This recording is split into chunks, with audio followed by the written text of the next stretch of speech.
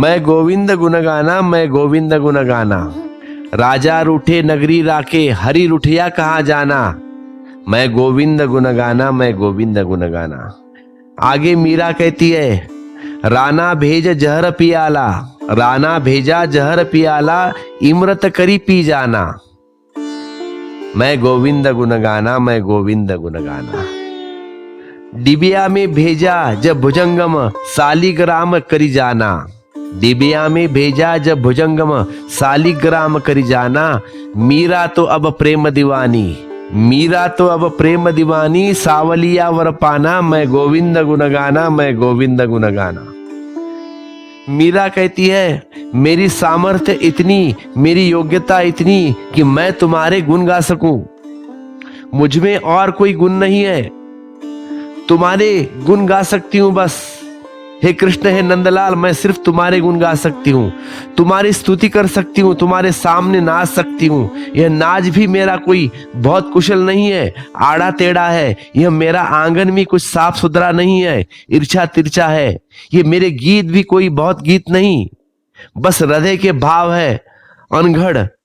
न इसमें मात्रा है, न छंद है, न काव्य है, न नियम को कोई हिसाब है। मगर मैं और कुछ कर भी नहीं सकती, और कुछ करना मेरी सामर्थ्य में भी नहीं है। मैं तुम्हारे गुण गाती हूं, मैं तुम्हारे गुण गा सकती हूं। मैं गोविंद गुण गाना, मैं गोविंद गुण गाना।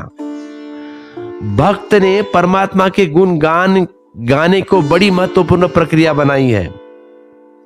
उसके गुण गाते गाते तुम उसमें लीन हो जाते हो, उसके गुण गाते गाते उसकी याद करते हो, करते करते तुम मिटने लगते हो, वह होने लगता है। इसकी भक्त कहेगा सत्संग। इसीलिए भक्त कहते हैं सत्संग। जहां चार दीवाने मिल बैठ जाए, बात हो परमात्मा की, उसके गुण गाए, उसके प्रेम के गुण गाए, चार लोग मस्ती के साथ डोले, तो शायद पांचवा भी कुछ छिट पाए जाए। इतनी वर्षा हो जाए वहां, पांचवा भी बिल्कुल बिना भीगे भी आ जाए। ऐसा कैसे हो सकता है? सुनने वाले तो नाच भी लेंगे, नाचते ही है उस परमात्मा के रंग में। इसलिए भक्त को जमात होती है, साथ संगत। कहते हैं मीरा जब जहां जहां जाती, भजन गाते गाते जाती, तो पीछे पूरे लोगों का कावरा बन जाता। इतने सारे लोग मस्ती के संग उस प्रभु का नाम लेके, उस कृष्ण का नाम लेके घूमते थे, एक गांव से दूसरे गांव। जिन्होंने थोड़ा सा पा लिया वे उसका गुण गाते हैं, जिन्होंने उतना भी नहीं पाया है वे उसके गुण गाने में धीरे धीरे डूबते हैं, एक एक कदम आगे बढ़ते हैं। मस्ती संक्रमित होती है। मीरा बहुत से लोगों को दीवाना किया, मीरा ने बहुत लोगों को दीवाना किया, अब भी करती है। अब भी उसके वचन बल रखते हैं और वचन बड़े सीधे साधे हैं। अब यह कोई बहुत बड़ी कविता है। मैं गोविंद गुण गाना, कहती है मीरा, मैं गोविंद गुण गाना। राजा रूठे नगरी राखे, हरि रूठिया कहाँ जाना। राजा रूठे नगरी राखे, हरि रूठिया कहाँ जाना। मैं गोविंद गुण गाना, मैं गोविंद गुण गाना। राना भेजे जहर पियाला, राना भेजा जहर पियाला, इमरत करी पी जाना। मैं गोविंद गुण गाना, मैं गोविंद गुण गाना। डिबिया में भेजा जब भुजंगम, सालिग्राम करी जाना। डिबिया में भेजा जब भुजंग, सालिग्राम करी जाना। मैं गोविंद गुण गाना, मैं गोविंद गुण गाना। मीरा तो अब प्रेम दीवानी, कहती है मीरा तो अब प्रेम दीवानी, सावलिया वर पाना, सावलिया वर पाना। मैं गोविंद गुण गाना, मैं गोविंद गुण गाना। यह कविता है, इसमें काव्य जैसा क्या है? तुकबंदी भी कहानी मुश्किल होगी, मगर ये महाकाव्य है। कविता हो या ना हो, शब्दों की चिंता ही मत करना, इसमें शब्द से ज्यादा कुछ मौजूद है। शब्दों के बीच में मौजूद है, खाली जगह में खोजना। यह प्रभु के गुण गाना, यह प्रभु के गुण गाना। मीरा कहती है राजा रूठ जाए तो प्रजा कहीं छिप ले, राजा नाराज हो जाए तो प्रजा कहीं अपने घर में छिपा ले। राजा रूठे नगरी राखे, हरि रूठिया कहाँ जाना। कहती है राजा रूठे नगरी राखे, हरि रूठिया कहाँ जाना। लेकिन तुम अगर रुठ गए तो कहाँ जाऊंगी? हे कृष्ण, हे नंदलाल, अगर तुम रुठ गए तो मैं कहाँ जाऊंगी? फिर तो कहीं जगह ही नहीं बचती छिपने के लिए, क्योंकि तुम तो सब जगह हो। तुम तो मत रुठ जाना हे नंदलाल, तुम तो मत रुठ जाना। और मेरी कोई कुशलता नहीं, सिर्फ तुम्हारे गुण गा सकती हूं बस मैं। मुझसे रुठ मत जाना, मेरी पात्रता का दावा नहीं है, न साधुता का कोई दावा है, न चरित्र का कोई दावा है, न पुण्य का कोई दावा है। मेरे पास कर्तृत्व के नाम पर कुछ भी नहीं जो तुम्हारे सामने रख दूं। मेरे पास कोई प्रमाण पत्र नहीं है संसार की, लेकिन कुछ प्रमाण पत्र है मेरे पास कि तुमने कभी कभी मुझे याद किया है। वे घड़ियां मुझे याद है। मीरा कहती है, जब राणा ने जहर का प्याला भेजा था तो मेरे कारण तो अमृत नहीं हो गया, तुमने ही किया है। राणा भेजे जहर पियाला, इमृत करी पी जाना। यह मेरे कारण नहीं हो सका है, ये तेरे कारण हो सका है, तेरी कृपा। मैं तो तुम्हारे गुण गाने वाली हूं, इससे ज्यादा मेरे पास कुछ भी है नहीं। तुमने ही कुछ किया होगा। मैं तुम्हें याद दिलाती हूं कि तुम आओ, तुम आए हो आगे। तुमने छुआ होगा उस जहर को, तुमने बदल दिया होगा उस जहर को अमृत में। भक्त की नीर अहंकारित अद्भुत है। भक्त अपने ऊपर गुण लेता ही नहीं, सब गुण उसके पास है, सब दुर्गुण मेरे हैं। ऐसा भक्त का भाव, ऐसी भक्त की दशा। भूल तो मेरी है, ठीक हो सकती है। अगर मीरा जहर पीकर मर जाती तो मीरा उसका गुण गाते ही मरती, उसका गुण गाते ही मरती कि मेरा कुछ भूल हुई, हे कृष्ण मेरी कुछ भूल हो गई, इसलिए जहर असर कर गया, जहर अमृत हो गया। मीरा नहीं मरी है, जहर से बच गई तो भी गुण उसका है। किसका? उस कृष्ण का, उस परमात्मा का। हर हाल में उसका गुण, मारे तो उसका गुण और जिलाए तो भी उसका गुण। अब सारी मर्जी तेरे ऊपर है कान्हा, तू जिलाए तो तू, और मर भी गए तो भी तुम्हारी कारण। अब तू जो कहे सो वह। राणा भेजे जहर प्याला, इमृत करी पी जाना। इसमें क्या खूबी है?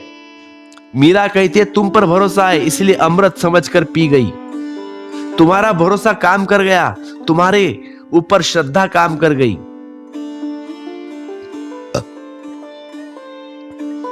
जीसस के जीवन में उल्लेख है कि एक स्त्री भागी हुई आई और उसने पीछे से जीसस का पल्ला पकड़ लिया। जीसस ने लौटकर देखा, वह स्त्री बीमार थी वर्षों से, चंगी हो गई, स्वस्थ हो गई। वह स्त्री पैर में झुक गई और उसने कहा कि बहुत बहुत धन्यवाद, आपने मुझे ठीक कर दिया। तब जीसस क्या कहते सुनिए। जीसस ने कहा क्षमा करे, ठीक करने वाला वही एक है, मैं कैसे ठीक कर सकता हूं? किसी ने जीसस से कहा कि तुम बड़े महात्मा हो, संत हो, सात्विक हो। जीसस ने कहा नहीं, वह एक।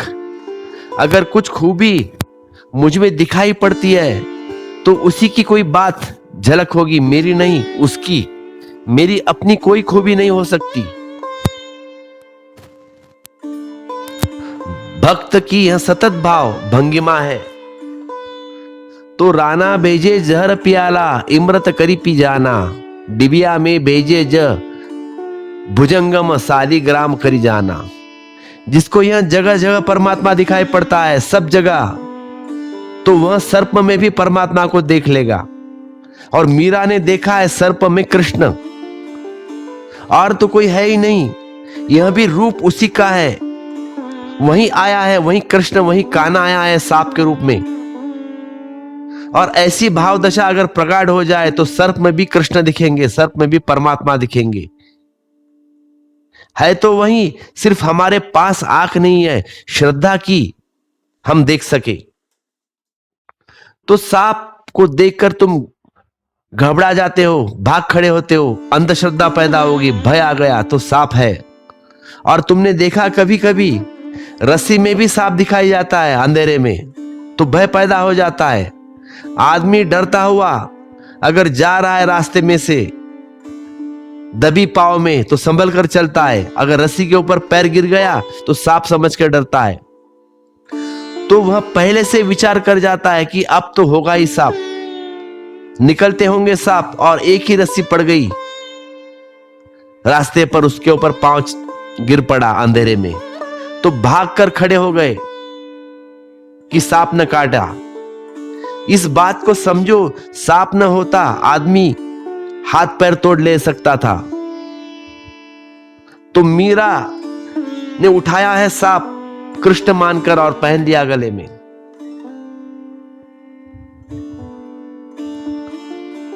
मीराबाई राजघराने से थी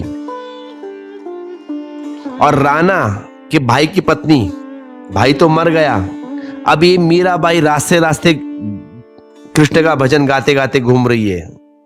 तो क्या किया जाए, राजघराने की स्त्री रास्ते पर, इसलिए 400-500 साल पहले किसी को मारना हो आप घर वाले को, तो सीधा तलवार से मारा नहीं जा सकता। तो ऐसे ही फिर कटोरी में पिटारी में सांप भेजना, या जहर का प्याला देना, या खाने में जहर देना, ऐसे मारने के काम होते थे। लेकिन ये मीरा कृष्ण दीवानी है, कृष्ण की प्रेम में, अब कृष्ण ही कृष्ण है, तो उसको तो कोई मार नहीं सकता। भेजा राणा ने जहर का प्याला, पी गई, जहर अमृत बन गया। अमृत नहीं, जहर का जो इफेक्ट होता, इफेक्ट नहीं हुआ मीरा के अंदर, पी गई जहर, कुछ नहीं हुआ, क्योंकि परमात्मा साथ में, वो भी कृष्ण। बाद में पिटारा भेजा है, सांप अंदर उठा लिया, खोल दिया पिटारा, देखा सांप है, वहां तो सांप दिखा नहीं मीरा को, हमको दिखेगा सांप, लेकिन मीरा को वहां कृष्ण नजर आए, कृष्ण की माला नजर आई, उठा लिया, डाल दिया गले में। एक छोटी सी कहानी कह दूं, सूफी कहानी है। जुनैद का नाम सुना होगा आपने, फकीर है, वो एक गांव के बाहर ठहरा था, छोटा सा तंबू डाल के, और उसने देखा कि रात में मौत गांव में आ रही है, मौत की देवी। अब मौत की देवी क्यों आती है आपको पता ही होगा, मौत की देवी आई मतलब समझना कोई मरने वाला है। तो जुनैद ने पूछा है कि कहां जाती हो, तो उस देवी ने कहा कि अब जाना पड़ रहा है गांव में, 500 आदमियों को ले जाने वाली हूं मैं, उनकी मौत आ गई है करीब, उनका समय आ गया है, इसीलिए जाना पड़ेगा। 500 गांव में महामारी फैली थी, मौत गई भीतर गांव के अंदर, 7 दिन के बाद वापस लौटी है। जुनैद वहीं बैठा था, जुनैद ने फिर से रोका और कहा कि रुको, मैं तो सोचता था कि कम से कम मौत झूठ न बोलेगी, क्योंकि आदमी झूठ बोलता है ठीक, भय के कारण, मौत के भय के कारण झूठ बोलता है, लेकिन मौत को किससे भय है? तो हे देवी, तू किस लिए झूठ बोली? तूने कहा था 500 लेने के आई हूं, 500 जन को लेने को आई हूं, लेकिन मरे हैं 5000। तब मौत की देवी ने कहा, उत्तर सुनिए, उसने कहा मैं तो क्या करूं भाई, मैं तो 500 को ही लेने आई थी, मैं तो 500 को ही लेने आई थी, लेकिन 4500 लोग अपने आप मर गए, घबराहट के कारण मरे। उनको ले जाने का मेरे पास ऑर्डर नहीं था, मेरे लिस्ट में उनका नाम नहीं था, लेकिन मरे 5000, अब मैं क्या करूं? 4500 अपने आप मर गए, दूसरे को मरते देखकर मर गए। यह रोज रोज हो रहा है, यह कहानी अर्थपूर्ण है। बहुत कम लोग हैं जो दूसरे से प्रभावित नहीं हो जाते, और प्रभाव का परिणाम होने वाला है, क्योंकि अंततः तुम्हारे चित्त में जो भाव बनता है उसका ही परिणाम होता है। अगर रस्सी सांप बन जाती है तो तुम्हारे भाव में तो जहर चढ़ जाएगा, और अगर सांप भी रस्सी समझ ली जाए तो तुम्हारे भाव में जहर नहीं चढ़ेगा। यह साधारण मनोविज्ञान की बात है, लेकिन उस मनोविज्ञान के लिए तो क्या कहना जिसको परमात्मा ही दिखाई नहीं पड़ता हो। ऐसे ही हुआ है मीरा के साथ, जहर अमृत बन गया। तो मीरा कहती है, लेकिन मेरी इसमें इच्छा खूब नहीं, मैंने तो पिटारा खोली यही सोचकर कि आ गए होंगे तुम ही, क्योंकि सदा तुम ही आते हो, किसी शक्ल में आए होंगे। तो मैं जल्दी से उठा लिया वो सांप और सालिग्राम समझकर कि अच्छे आए भले आए सिर आंखों पर, अच्छे आए भले आए सिर आंखों पर। कृष्ण, जहर आया था, मैंने समझा कि तुमने ही भेजा है इसलिए पी लिया। राणा ने भेजा भी तुम्हारा, तुम ही हो। राणा ने भेजा भी तुम हो, जहर भी तुम ही हो, तो अमृत हो गया। याद दिला देती हूं तुम्हें कि मेरे पास कुछ और नहीं सिवाय तुम्हारे गुन गाने के। लेकिन कभी कभी तुम गुन गाते गाते भी मेरे पास आए हो किसी बहाने से, कभी जहर बनकर, कभी सांप बनकर, कभी और कभी कुछ। मुझे तुमने कभी कभी धन्य किया है। मीरा तो अब प्रेम दीवानी, और तुम्हारी इन्हीं छोटे छोटे उपकारों के कारण, इन छोटे छोटे भेंटों के कारण मीरा प्रेम दीवानी हो गई।